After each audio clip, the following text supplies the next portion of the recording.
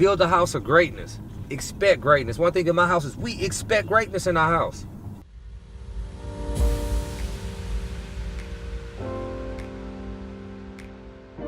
And by them hitting those expectations, what it does, it builds their self-confidence to where they start to expect greatness out of themselves because they know the feeling that it gives them. Do the work it takes to become what you want to be. Don't believe you can't be a great business owner and a great father. It's possible, but it takes a lot of effort. It takes a lot of active pushing the bullshit away from you. Okay, I don't have time to hang out. I don't have time for happy hour. I don't have time to catch all the TV shows because I'm at work all day, and then when I get home, I got to be daddy. So you literally have to starve all those distractions to get the things you want. You want to get this money, or you want to be up on all the gossip in the news. Like literally, you got to pick. You can't do both. And I think people these days think that they can do both, and you can't do both. You can't do both. Hard work and dedication, you can get anything you want. And these kids got to see it.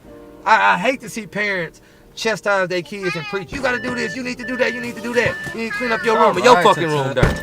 These kids learn by example. They don't learn about what you say, they learn about what you do. It ain't no different from adults. If you accept that it's hard, it's not fair, you still can win. You can be disadvantaged and still come to the top. I think I seen something today, it was like, I don't even know, like over 80% of the millionaires in America were self-made millionaires. They didn't even start off with the money. They utilize what they got. Shit, me. I utilize all of my failures, all of my defaults. I understand them, and I use them for fuel.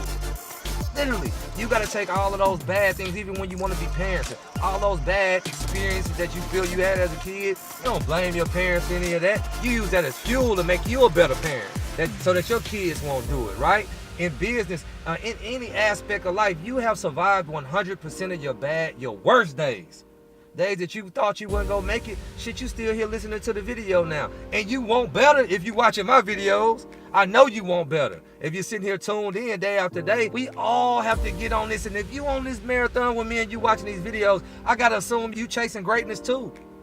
And if you're chasing greatness, you use all of those losses and all of those wins. And you use that to fuel you up. No different than a car uses gasoline. It got to get greater later. I'm no different from you. It's the same thing. All the things that broke you, all the things that tore you down, you're still standing.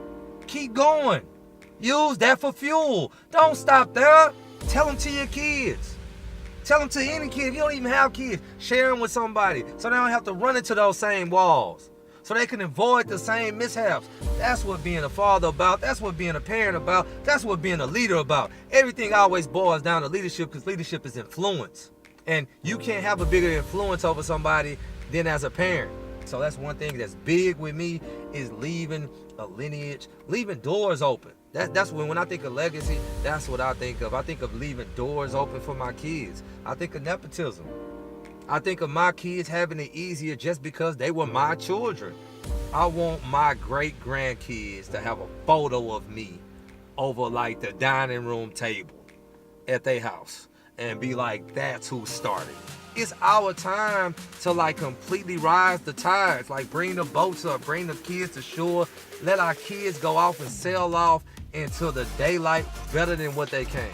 So that's why I'm never at home. That's why I'm sacrificing. That's why I'm grinding. That's why I'm networking. So that when I close my eyes, this Broadneck's name lives on. And I think that's our obligation as parents, to take those L's, take those sacrifices, man. Take those losses for the greater good of your kids, and steal the goodness. Shield them from all the crazy shit that's out here. Because it's crazy out here. You know, some people probably want me to curse less, but the world is wrong. Why I'm going to keep it PC when our president grabbing pussy? That's crazy to me. I heard people say, man, you curse too much on the videos. Bro, our president grab pussy. You judging me?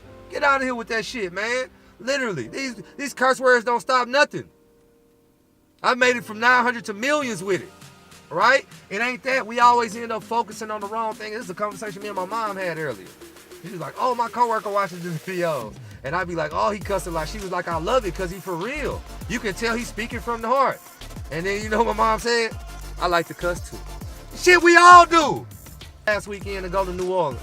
And you had people getting on stage getting paid $5,000 an hour to speak, $10,000 an hour to speak, $15,000 an hour to speak. And they got up there and they fucking cursed.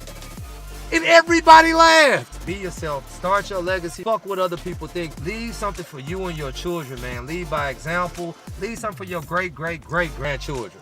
Wow, that was big. Whoa, I just said that like 3 times. The word of the day is nepotism. That's crazy. The practice among those with power or influence of favoring relatives, friends, especially by giving them jobs. I am big on nepotism because we just don't have it in the black community because we're never in power. We're never influenced. We can't give our own self jobs because we don't create our jobs.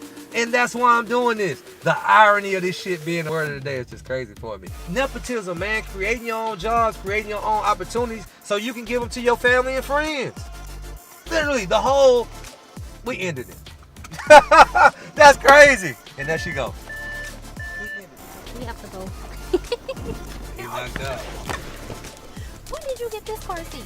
That's my mama car seat. Oh, oh my God. Really? And look how you dressed him.